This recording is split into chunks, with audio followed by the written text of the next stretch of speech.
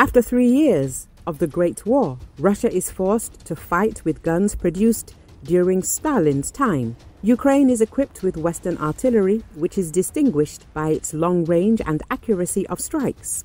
Russian military instructor and Z-War correspondent Svyatoslav Golikov spoke about this. He stated that at this stage, Ukraine is superior to Russia in artillery.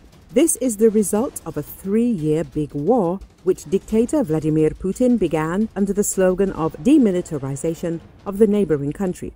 I would like to make a special note of the enemy's artillery, the accuracy of the hit. Alas, Western systems outdo ours. The advantage in range again belongs to Western models, unfortunately. The D-20, D-30 systems we have, and all sorts of strange things from the 40s, do not have enough range to reach the enemy's artillery, said the Z-War correspondent. It should be noted that today Ukraine has a significant artillery arsenal, which includes both domestic and allied systems. It is armed with Ukrainian Bogdana howitzers, more than 80 HIMARS and M270 multiple launch rocket systems, hundreds of guns, including American M777.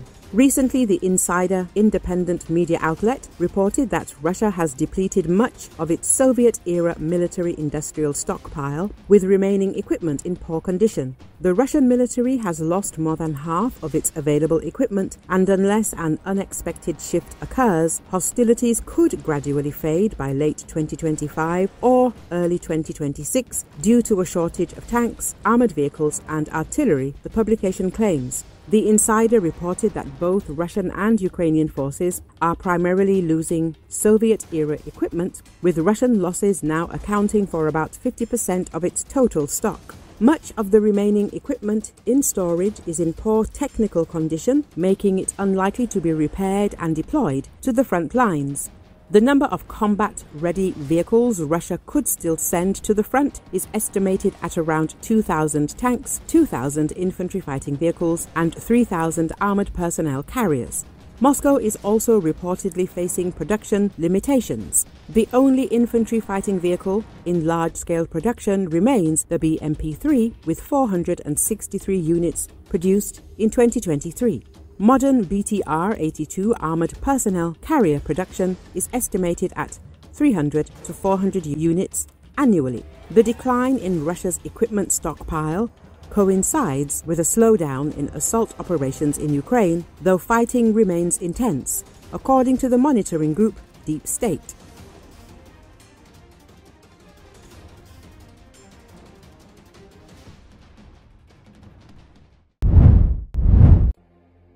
Iran's foreign ministry spokesman confirmed the country's nuclear issue has been discussed between the United States and Russia, insisting that nothing will happen without Iranian involvement. Iran's nuclear issue has been discussed between Russia and the U.S. as an international issue, but what matters is that whatever is to be done about Iran's nuclear issue will definitely not be done without Iran's opinion, said Esmail Baghiai. Our Russian friends are fully aware of that, he said at a regular briefing on Monday. Last month, top US and Russian officials had their most extensive high-level engagement since Moscow sent troops into Ukraine. Russian Foreign Minister Sergei Lavrov later visited Iran, amid speculation that he briefed Iranian officials about the talks with the US. Iran has accelerated its production of near-weapons-grade uranium, according to a report by the United Nations nuclear watchdog seen by the Associated Press. Iran maintains its program is peaceful, but U.S. intelligence agencies assess Tehran has undertaken activities that better position it to produce a nuclear device, if it chooses to do so. Iranian officials also increasingly hint they could seek the bomb. Both Israel and the U.S. have said they won't allow Iran to make a nuclear weapon, raising the possibility of further escalation after Tehran has twice attacked Israel during its war on Hamas in the Gaza Strip.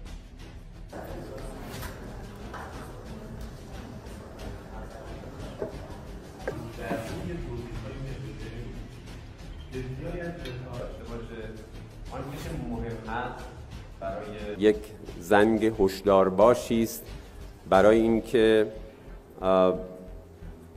به این سوال پاسخ دهیم آیا قرار هست که روابط بین الملل، سیاست بین الملل دچار رجعت و بازگشتی بشود به قرن 19 زمانی که فقط قدرت و ارعاب و فشار مبنای تعامل و روابط بین دولت‌ها بود. با تبریک خدمت همه دوستان و به عنوان یکی از موضوعات بین‌المللی بحث شده،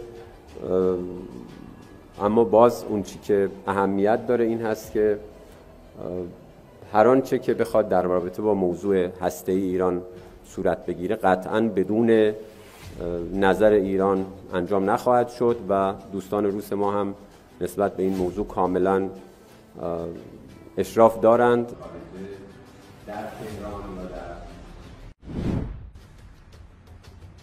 Initially, Kyiv used the A-22 sports aircraft to carry out strikes deep into Russia, but recently such drones have been spotted near the front line, Forbes reports. Experts have drawn attention to the fact that the A-22 is usually used to destroy oil refineries and enemy rear headquarters. Now the drone has been spotted closer to the front line.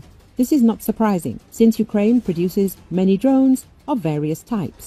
These drones are also successfully destroying Russian strongholds, trenches, and fortifications in border areas. Recently, Ukrainian engineers have managed to modify the A-22 so that it is no longer just a kamikaze drone, but a bomber that returns to base after completing its mission. This could allow it to strike Russian regiments, divisions and field armies where they are most vulnerable, in their bivouacs, vehicle depots and supply depots, potentially 20 kilometers from the front line of contact and well beyond the reach of smaller drones. Of course, a drone will not perform all the tasks that combat aircraft can easily perform, but the Ukrainian armed forces do not have many of these combat aircraft. Ukraine was promised a total of up to 100 F-16 and Mirage 2000 aircraft, which is why it makes sense to send the A-22, which costs around $90,000, on combat missions, not only deep into the Russian Federation, but also to the front line. Stocks of old Soviet planes are finite, however, and Ukraine's European allies don't have many more F-16s and Mirage 2000s to give away. The only other feasible source of surplus manned fighters, the United States, is an unreliable ally at best. At worst, the US under President Donald Trump risks aligning with Russia, so it makes sense for the Ukrainians to send A-22 drones on missions that might otherwise require a multi-million-dollar and virtually irreplaceable manned jet. Kyiv-based Aeropract can always make more A-22s. Both Ukrainian and Russian forces have adapted to a new normal of sporadic but intense clashes, with significant areas of eastern and southern Ukraine still under dispute. Humanitarian aid continues to pour in, though the effectiveness of these efforts is hampered by the ongoing hostilities. The war has become a defining issue of the early 21st century, highlighting the complexities of modern warfare, international law, and the resilience of the human spirit amidst adversity.